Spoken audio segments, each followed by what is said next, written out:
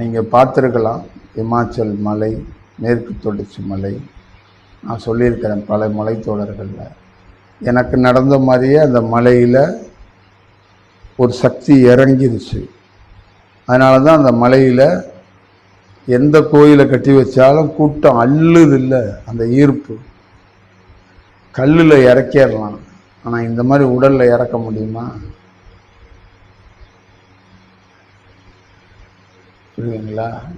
பாருங்க, கல்லில் திருப்பதி மாதிரி ஒரு மலையில் ஒரு அலைவரிசை எனக்குள்ளே இறங்கின மாதிரி இறங்கிடுச்சு. கூட்டம் அள்ளுது, அந்த கல் தாங்குது. மனுஷன் தாங்குவானா? அவ்வளோ பெரிய பேர் அலைய தாங்கியிருக்கேன். அதான் விஷயம், அதான் வடிவம். இப்போ எப்படி இருக்கும், என்ன மாதிரி சூழல் இருக்கும், இந்த மாதிரி வடிவம்னு நீங்கள் பார்த்துக்கங்க. இதை வார்த்தையால் விவாதிக்க முடியாது.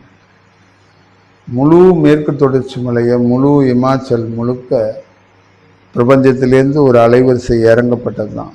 இல்லைன்னா அவ்வளோ பெரிய ஈர்ப்பு எங்கேருந்து வரும்? இந்த மாதிரி தான் நம்ம வாழ்க்கை, நம்ம லைஃபு.